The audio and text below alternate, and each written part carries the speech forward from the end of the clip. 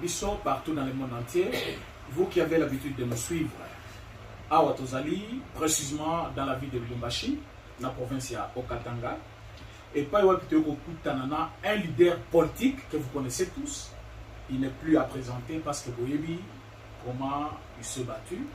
pour la liberté, il y a Banina Moussousou, alors que Batebele te dit qu'il va pour la liberté dans le Romoko. Mais lui, c'est un héros parce qu'aujourd'hui, tout le monde qui est combat naïe et bandi ko botambouma. Azali, Moutbomesana naïe, Bovibana naïe, mais le Okoyambaye na casquette Moussousou, il y a un leader politique. Azali Monamboka, Ibrahim Kabila, qui vous connaissez tous. Mais aujourd'hui, Azali Kozwa, fonction Yassika, Otokobenga, président national, il y a parti politique. Yemogo a présenté parti politique naïe, na kati ya émission oyo. Alors, sans plus tarder, Mbote Monaboka.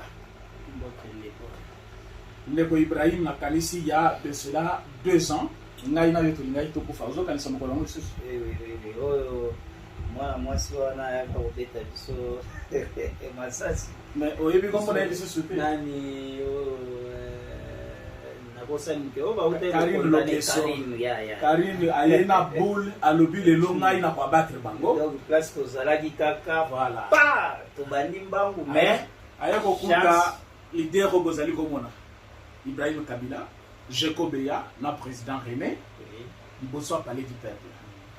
Gazango, on dirait, c'est là qui filtre pour la mission message. Tata Bozali, comme on a le président national, on est président parti politique, tu peux y avoir un parti, tu bandi mangu, tu matamoto, motes opélati. Mais ça, Mazali Namawa, il y a eu vivant, na casquette, on a s'appelé ma cassine dans mon sous en forme. Alors, Tata, le commis président national. Yebisabiso nini asika oye nango na monde ya ba politique parce que ba parti politique est déjà belé na Congo mais yo créer parti ya sika nini o memeli ba congolais o ezali ya sika spécial na kati ya parti na en tout cas ndeko René na sepeli mingi koyambanga na plateau na yo na participer ba congolais nyonso mbote na ba diaspora idéo etindi biso koya na parti politique parce que tomoni trop c'est trop. Siko biso ba jeune balobi avenir ya lobi eza ba jeune. Mais il faut tozela kaka toyekola ba français belé lokola ba yaya na biso ya liboso ba yekola ki po to servir mboka non. Donc avec ba français na biso ya mike to salela na mboka na biso to adresser to pesa bango ba conseil ndenge nini mboka ekoki kotambola parce que tozotala na makambo nyonso biso ba jeune nde tozo kufana soki balingi babimisa bato na balabala c'est nous les jeunes soki balingi babenga bato baya kokumisa bango kaka biso ba jeune mais pourquoi pas biso ba jeune tokoki kotala tobi non entre biso ba jeune totia pe leader na biso tokoma kotala makambo soki bayaya bakei na pembeni toyebisi bango boyete bozonga nanu nde na sens oyo tokreaki parti oyo parti oyo eza ya ekolo moko te tozali badikolo nyonso oyo ya Congo. Donc parti na biso eza Union des démocrates pour l'émergence de la République to abrégé IDER. Donc toza ba démocrate tolingi développement ya mboka tolingi donc toteya toye na idéologie ya sika oyo banda komona ngo tango to bando sala ba conférence débat nini komona biloko wana nyonso ekosunga biso pona bana mboka botia yango confiance bientôt là toko yebisa bino sortie officielle ozala kala mingi te tozosala ngo déjà. Donc non bosali sortie officielle te non tosali siège ya parti ezali wala nyonso déjà ezali chez ya fati tostia ngo kaka na Kinshasa mais awa nyonso toko plater yango na Katanga awa pe ezali tozala na ngi kopesa nini te pona ebika pe kozala pe bato bakomona ezeloko akobomba te eza parti politique eza problème te fait la partout parce que parti politique eza na ba représentation na ba province nyonso mais na yo keloko moko évoquer place na lobby pona kosalela mboka il ne faut pas batanga français belé parce que on peut batangi ba français belé to monelo ba sel mais dans le même ordre d'idée nazali ko souffler yo ki moko ya ba congolais lokola yo nangai to moni pas au Sénégal régime ya kala pardon Boutouana Azali Makombo Naye Pero Loara, Oyo Bato Bayebaki comme journaliste, mais tu as ce qui a commis activiste ou quoi, parce que je ne sais pas en guise de quoi, à substituer représentant à Congolais, nous sommes en pardon, dans le régime passé, on dirait qu'ils sont de tout cela qui est régime Wanamabé. Yo en tant que Congolais, leader politique, président de parti politique, tant que Yoka qui Malubawana, Yoka qui Benini. Non, merci vraiment pour la question. Makambo Ndekonabiso Pierrot, Alobaki, Ezo Salanga Kakamawa, Ezo Salanga Mawa pour la nini, Biso ba Congolais, Tozangi sens ya patriotisme. Parce que, na eloko muke, obosani ba liti nyoso yo sala perio. Mais obandi koya, koloba makambo moko oyo ekoki kopesa ata mwana oyo abotami lelo ebisi asenga moto botangi kombo wana pardon akosenga te peut-être tant mususu oza na Kinshasa obandaki kosala ki journalisme mais na Kinshasa kuna po osomona makambo osomona penza banda Mobutu ti musée mutu lokola Sango babimisa ye aza kosala losambo aza kopesa losambo mateya bazwaye babenda Sango na basutana non tika ndeko na ngai basakaje de namba réunion sa misa ba loba makambo susu okoki koloba na makambo susu oza congolais mutakoki kosenga biso pardon biso ba congolais ezali Joseph Wano Tangiko donc yende non papa dans zoloba Joseph Wana président ya non cette fois-ci toboyi makambo ya kotiaka mutu Kabila non. Ah bon? Si tu veux être Kabila toya biso nyonso pourquoi tozokima na okamwa bino pe baya bango balobi bazosala eloko te na benga bango kuna baya na sina yebisi bino soki olingi na katelo ka mwa suki moko ke nango na serengo zui okei pe oke na batu na se ba conseiller ba pesi pe oke sala test papa ozongeli sibika moyo adem oui ezalaka kaka yoka se kosila lelo ozongeli likambo oyo ezali ata ndenge toke na 2023 po ya otia candidature na oto ndima lisusu ka pamba oye nanu toke na hôpital Ibrahim pe yaka nanu toke na hôpital ba mekana maki tomeki Isili. Mais ce yo boy comme on est à Kabila, vous avez comme parce que biso toyeba ka comme président. Wana il faut que le retour na papa na biso a c'est papa qui on passe à kufa qui a balobaki que tozwa ki to pesier kombo tunatengeneza jo ikuye to to ezali nango kombo ka ya kobamba. Ngai te ba papa nde balobaki ngai nasalaki juste constant ndenge famille eza konyokwa na vandi banda bomwana natali constant na nyoso na bi non soki mutu aza penza yaya ya biso bapasi oyo nyonso famille Kabila ezomona lelo oza na katanga okovivre yango jamais tokoki kozala na yaya lokola wana nde natiaki badoute na potaki mutu nyonso donc na comment dirais-je na lobaki non si c'est comme ça trop c'est trop peut-être tozoya kolobela musée tosala makambo mabe pona musée biso nyonso batu wana otomona kaka famille ya batu misatu baya na ngai Ibrahim c'est moi Ibrahim qui avait demandé ok baya na ngai tokende tomeka na bango comme ça toyeba biso boza bandeko na biso mais sikoyo comportement bouti nango wapi ok toboyi mutu te musa kokoya pe ayambi na ye mutalo koti mwana na balabala policier toboya te tokoyamba mais il faut tomona ozolanda idéologie eza ya musée ya famille mais soko oza nango te tondima okaka parce que oza na mbongo mingi mais non yango nga na boyaki eza na mutu akoforce nga te eza pe na mutu akobangisa ngai te nga babangisa nga te parce que tovandi awa 18 ans de pouvoir toyebani ndenge tozalaki toyebani ntango mosusu bamisu bayebi te mais toyebani ye moko kuna ndenge aza yebi wana aza petit moko très compliqué so okenda nga kaka nini tokokende nayo ntina so donc tokoki kosala eloko wana te jamais biso bacongolais tokoki kosenga Joseph nini oyo balobaka ndeko na nga alobaka Kanambe Bito senga e. Comment est Ressources Kanambe? To senga e pardon te. Yende fois senga ba congolais pardon parce que ayaka ayebi français te. Ba congolais ba laxi français. Ayaka ayebi eloko te. Ah bon? Landa ba discours na e na nini ya tribune ya oni. Ayebi eloko te. Ba congolais ba laxi azalaka na mbongo azana ngolelo te. Ba congolais ba laxi ba pesi mbongo ebele maintenant atikeli ba congolais ni budget ya 4 milliards de dollars. Non. Atiki ba policier na salaire ni. Atiki ba fonctionnaire ya l'état na salaire ya combien? Omoni ke lelo tozoyoka azana 45 milliards wapi, azana 45 milliards wapi, o mususu azana 15, bakabola mbongo ngo kaka ya mboka bango misato, o asoko azana 15, o ifaza na 25, yemo o ifaza na 45. Ndeto lobi ye ifwa ya azongisela biso mbongo wana. Asenga ba congolais pardon. En tout cas, baposa kinga na ba politicien, bozo ataka moi 20 milliards o bozongisa kuna na vanda na ngai pito ndiko yoka ye na politique te. Na vanda nanu na pema na mona ndenge baninga oyo baza kosala sina. Par exemple, akoki kozwa idée ya président Félix Antoine Tshisekedi Tshilombo. Hatuna yeme osali ndenge nini na mwa muke oyo nga mutu nasali 18 ans na koki kotia budget ya 10 milliards te. Yo osali ndenge nini? Akoyebisa etala mona mai basala la boyo moni boyo. Ezala bien. Ah bon? Mais siko yo okomi baba o ya lobi azonga na 2023 a tout le monde motuna lobi bomoni ndenge nini entre ye na ngai na zonga. Donc pour le moment Batounaye, parce que moi j'ai suivi personnellement, ce n'est pas mes sentiments, moi, soit besoin d'angaï,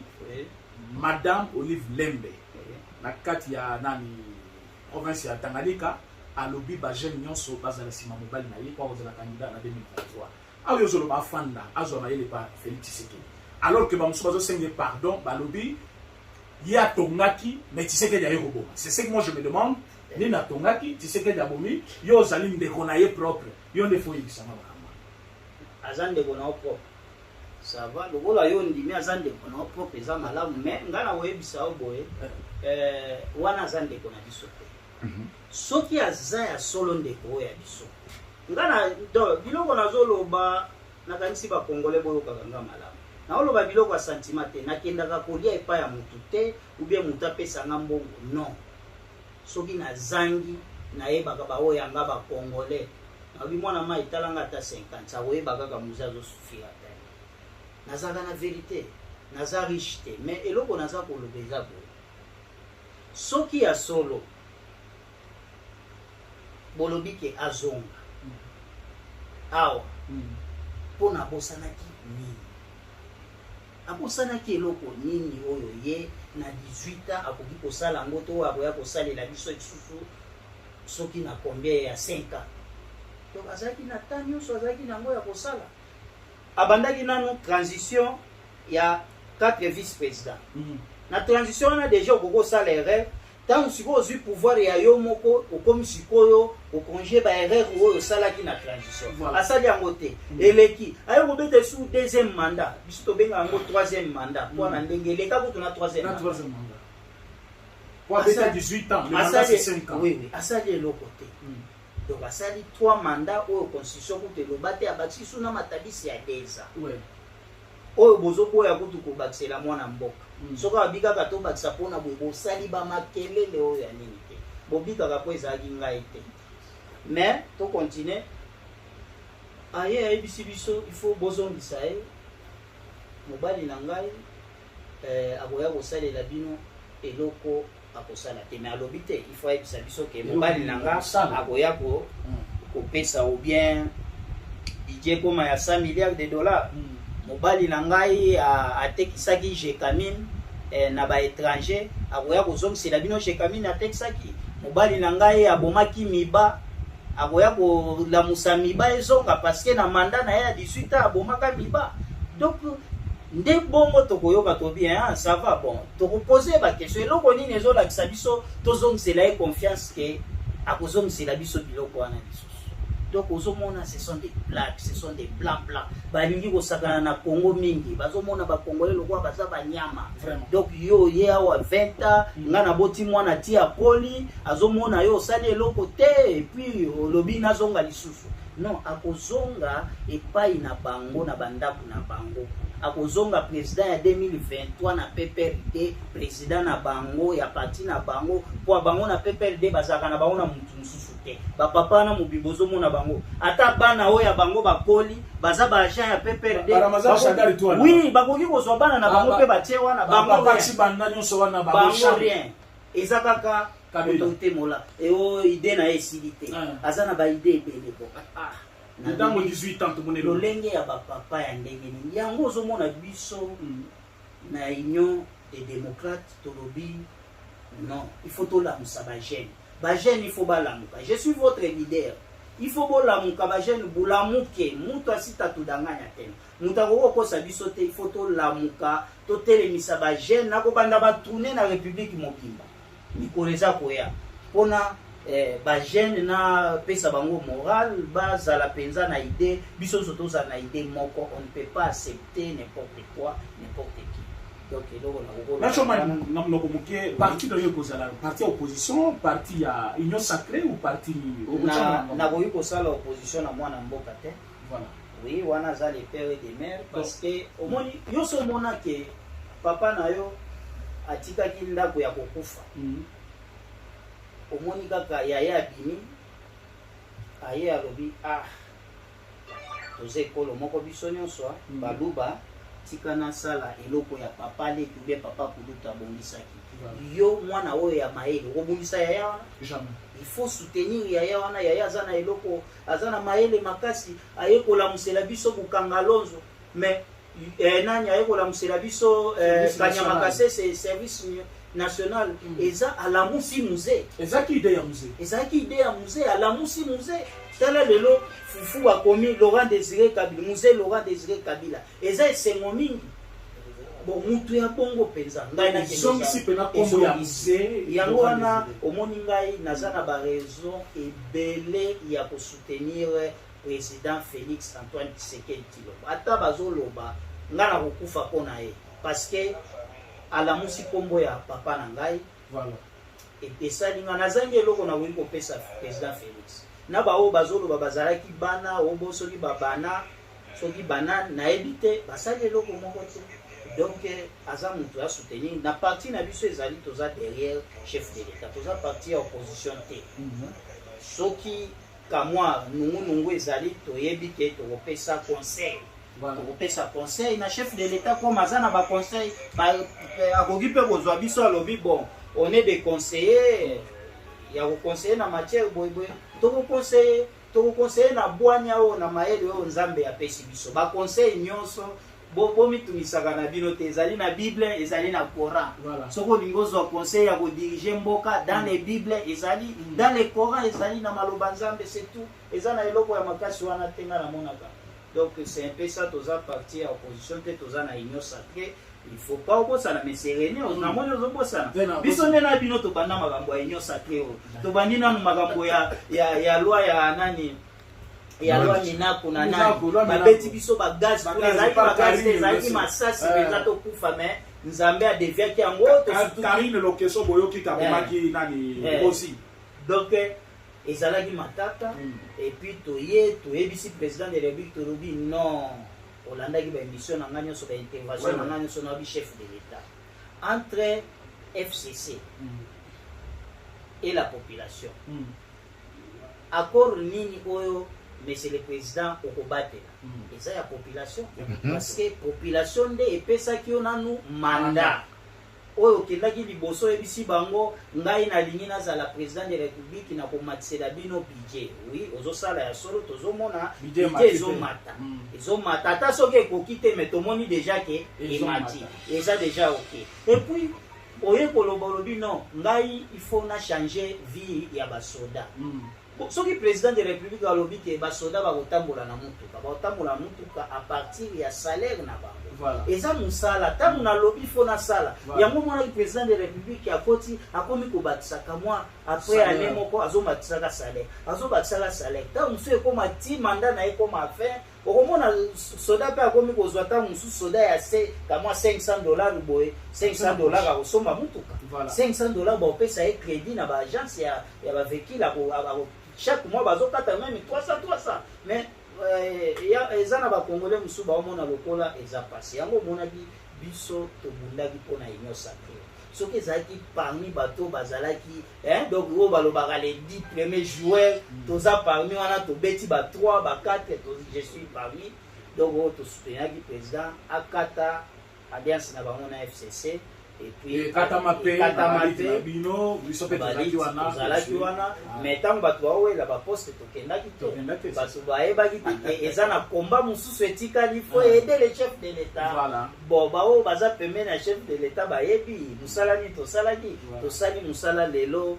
toza na esengo ke président de la république avandisi pouvoir avandisi diplomatie evandi partout na monde mpe na kati ya mboka aza na contrôle moto akomeka ye lisusu aza te babiloko baosala wana baokosa ok toza na afrique soki bolingi mpe tozongisa bino kaka na afrique démocratie eyaka mpona biso te biso ya solo eyaka mpona biso te biso na afrique toza na ndenge na biso ya kovivre biso na afrique ezali papa alia malamu bana batanga malamu batambola ndenge balingi soki toza na eloko wana tolobi yo oza congolais vandala soki eza kaka mpona ngai ibrahim président azala presse te nayebisaka ye nayebisaki baparlementaire debout président aza na mission aza na mandat te il faut comprendre nga mission ya président ezali kozongisa congo ezonga république démocratique du congo ezonga na maboko ya bacongolais bino bomona makambo te tokende kosenga moto oyo pardon akotiseli biso baétranger na baposte nyonso vraiment infiltration ekotisoki wapi bachef d'état major na baadministration nyonso tokende kosenga ye pardon mais tala lelo so okomi komona FARDC ozoyoka na esengo olobi oyo akokani na koko na nga oyo akokani na tata mwana donc ozomona keba na mboka mais avant c'était compliqué ozomona moto olobi yo moko ozobanga ata kopesa ye jambo ozotala kobi ayebi atala monga mboka te donc eza passe bino bozo comprendre makambo te ndeko na ngana soka lobi eloko abongo eza kaka baerreur il faut comprendre ye amoni peso pasi mingi espèce nga passe parce que aza mutu moko nalingaka ye mingi mais nzela oyo ye azwi eza penza malamu te na bitote bazodicte ye bazopesa mbongo epa bato oyo baza na besoin basabote Congo mbongo eza rien oyebi mbongo eza eloko te soki mbongo ezalaki eloko ke toteka nango mboka na biso mais biso ba Ibrahim toteki mbongo vraiment combien balandi biso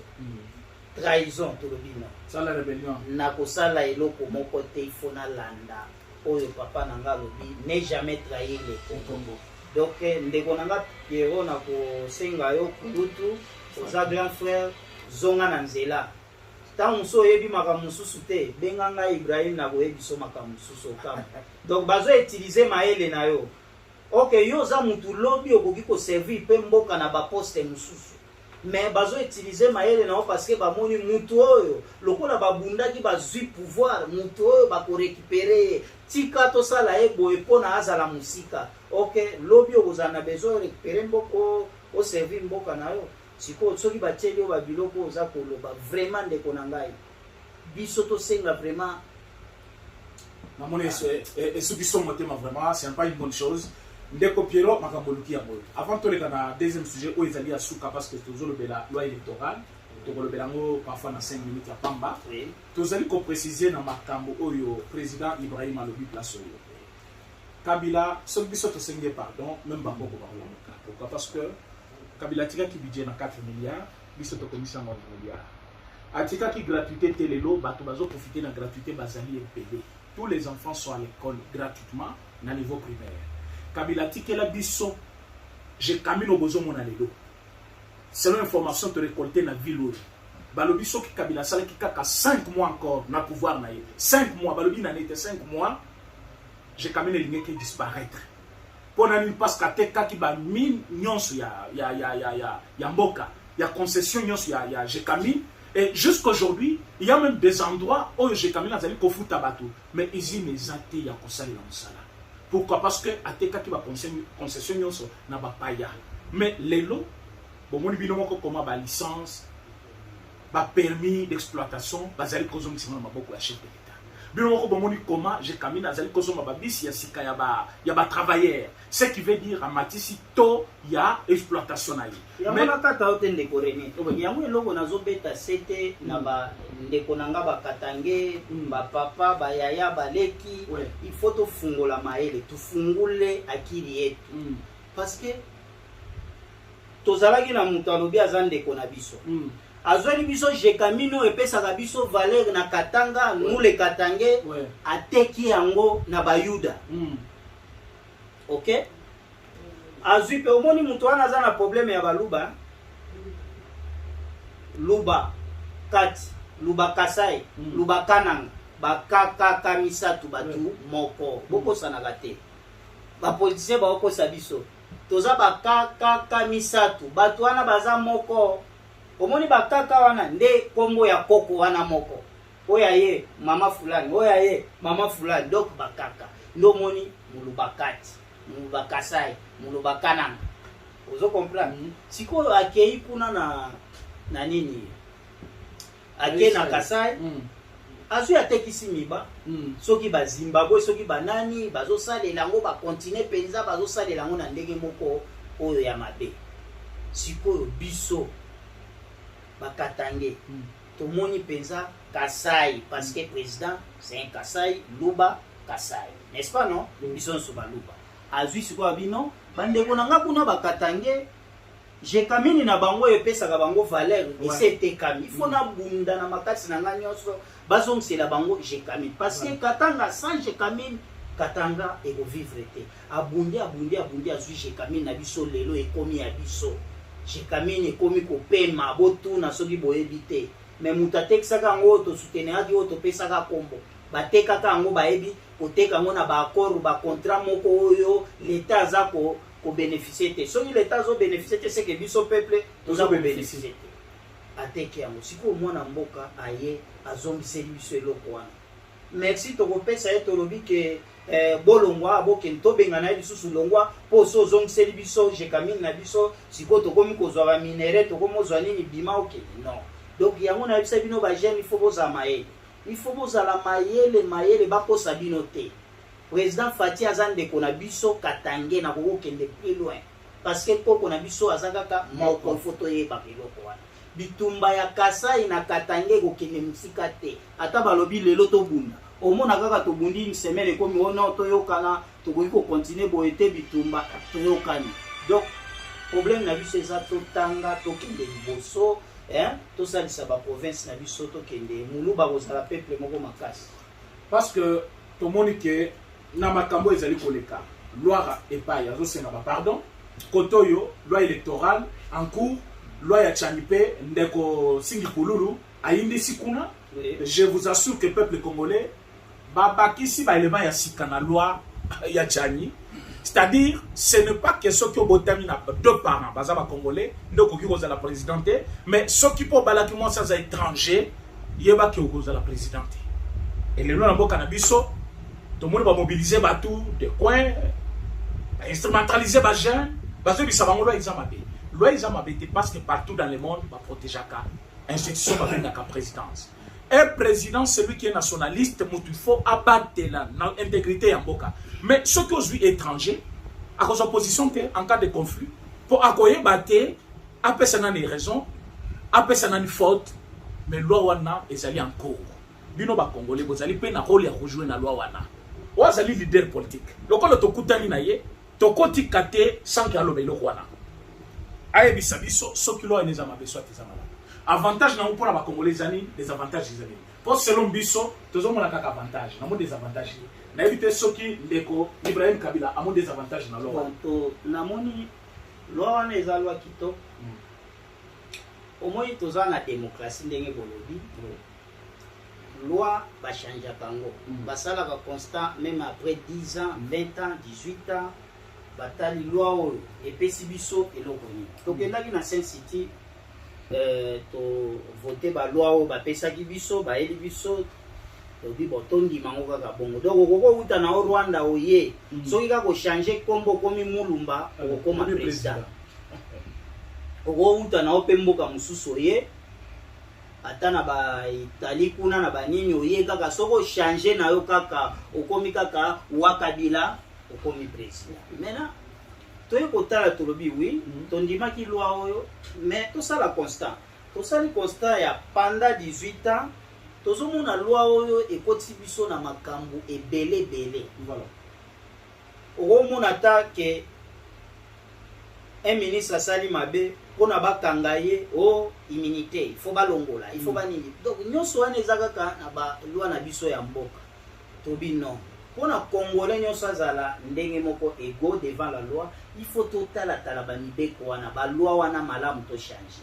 et puis tomoni mboka na biso batu nyonso baza kosala bitumba na ba este kuna aye auti na ye soki wapi soki Somali soki wapi azoya kosenga biso azala général akota na armée na biso ozomona toyebi te bitumba boni abunda soki wapi na mboka nini aye kaka azala général. Est-ce que bino ba congolais pezo bozo benga ma batoto ya iti ba congolais bokolinga eloko wana? Je crois non.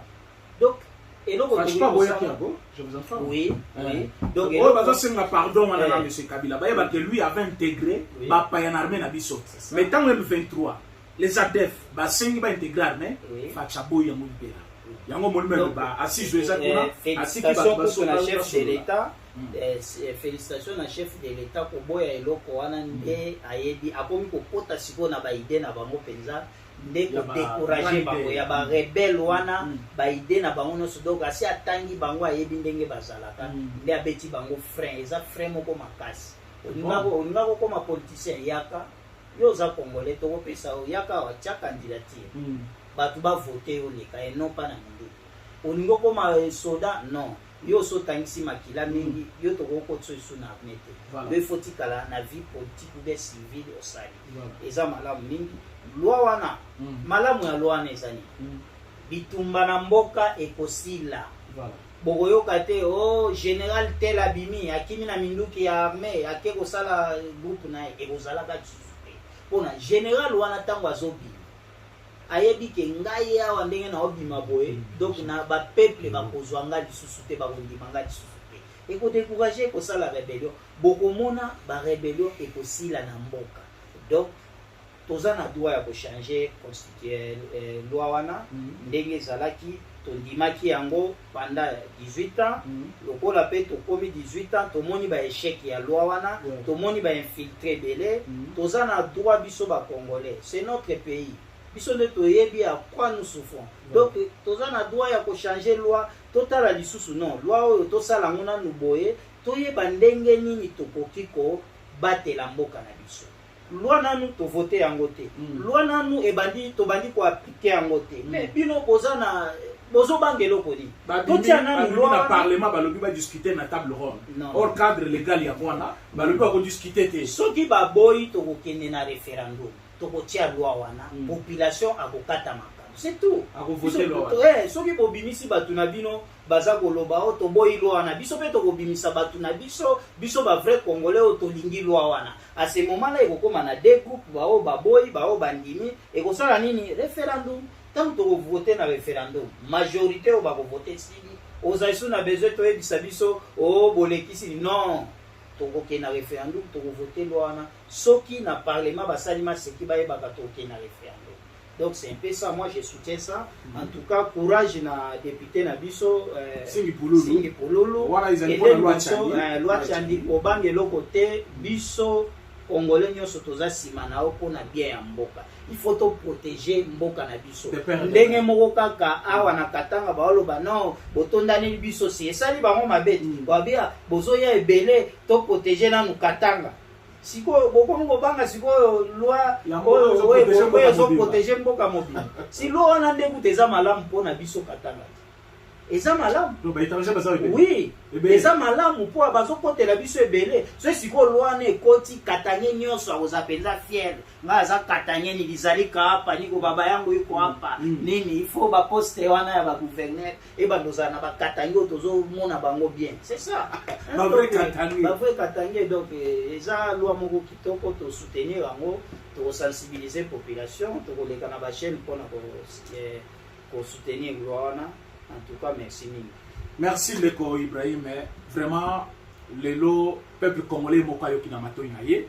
qu'un leader politique se confirme dans cette émission en train de parler politique de son pays et d'une manière qu'il fallait. Parce que Bomoni Kazali, pour résumer ma campagne sur les alliés, détail et actualité en Mokanabiso en un clin d'œil. Alors, pour comprendre, niveau ni a commis la politique naïe, Azali n'a besoin pour 500, pas jeune nyonso. À mon que jeunesse des alliés instrumentalisés, les lois na katanga.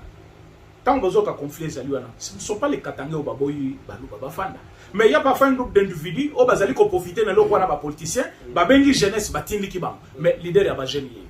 Aïe à l'opi, à sa jeunesse nyonso, bafanda ensemble bata la direction moko pour na kobongisa mboka. Moi, liloba ya suka ko émission de ceci. Liloba ya suka ezali sauti ya suka doki sauti ya mwisho bandugu yangu wakatange tukue tufungule akili yetu oyo nasepelaka na vie nanga Zobrata ule ni mkubwa yangu mbakati mimi napendaka sana alobi tufungule akili hapana tubiko na tulandalanda mabitu moya ya ovyo ovyo no tumekisha patia batu ba mingi pouvoir hapa sie bakatange atubenefisie kitu moya sasa tuanje kuprepare batoto yetu biko kunyumba banasoma hako mingi abata anja tu kuanja kukua nyuma ya bale biko natupatia tu makuta non même vos enfants aussi il faut ba diriger pays province donc buko na ba apprendre comment aimer votre pays nini itakuwa bien hapana tu kumfundisha kuanja kufata mtu nyuma jua mpatie 5000 francs au 10000 francs ataenda na kufa kubalabala ile makuta yako baba ulisomesha mtoto yako uko naangalia ke pays kwe bien mtoto yangu atumike kazi makuta ile naenda bule na mtoto yako anaenda bule donc il faut tufungule akili yetu tusimamie juu ya verite tusikwe mambo ya ba division bani tuko kitu kimoja iti ambayo ina develop kaka iti ambayo iko napokea bagi ndio development sie na mwe tuangalie katanga yetu ya 2001 ya 99 na katanga ya 2018 2022 ou 21 unaona ke different iko hapo difference iko ya mingi tunaona batu banakuwa ba mingi parce que même si tunasema tunafukuza ba étranger hapa tutaujisha nani atatununulia vitu donc tutaanja uko naujisha bunga na mimi niko naujisha bunga sasa nani atakuya kuuza yapo personne donc il faut tukue na bageni bakuye njo development njo richesse yetu mukatanga donc sans bageni hatutaendelea mais tunaitika bageni il faut sasa tuweke loi moya ya ngufu sa loi chani njo itatuproteger sie bakatange we katange utakuwa fier unasema niko hapa mtu asitakuya hapa fulani mie katange mtu asitakuya kwa president ya Congo parce que mie katange niko na muangalia na signaler deja kule huyo ana wetu donc ile ndio sauti ya mwisho bandeko nangaba congolais donc liloba suke zali il faut tozala ini totika makambo ya tribalisme ukabwana eza malamu te totala ba papa na biso nyonso oyo baleka ba ancien politicien batei biso bomoko ok mobutu ayebisi biso alobi papa bo moko ekolo bo moko il faut to comprendre biloko wana musée aye alobi tozala na bomoko ne jamais trahir le Congo alobaki te ne jamais trahir le bandundu ne jamais trahir Kasai no alobi le Congo donc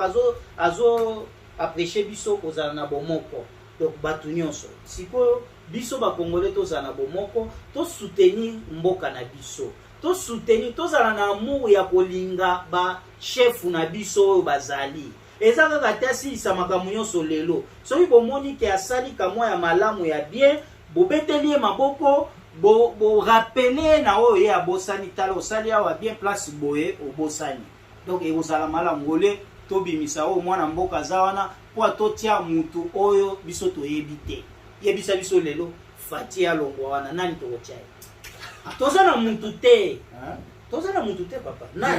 nani akoko remplacer oyo ba Congo ata tozolo bana biso ba congolais mais so vandi omoni boaza congolais o dozer moko po yebi aza sikoyo soki totie mutu toyebi te tomoni akomo bengela biso ka ba étranger bo auzana mawana bino te tomonaki yango ba gaz ezobeta biso yo sango lingolo babolo baboboto ozo sisa kaka bondeko pa double patch na kati église. Kotika bandeko na ngai tovanda. Vraiment bon comprendre président Ibrahim Azaki ebele akoloba ya obone mot de la fin et que molai to pesibino merci parce que vous allez belé ya kolanda biso na ngonga oyo to kene musikate to kutana le lisusu parce que Azaki belé ya koloba programme na ye parti na ye vision na ye pour na Congo soutien nazali kopé sa président chef de l'état Félix Antoine Tshisekedi Tshilombo biso lelo tozali koyamba ndeye jour na biso ezali biso pe tokoloba. Merci beaucoup na bonne soirée biso to suki wana to kutana bino dans un prochain numéro.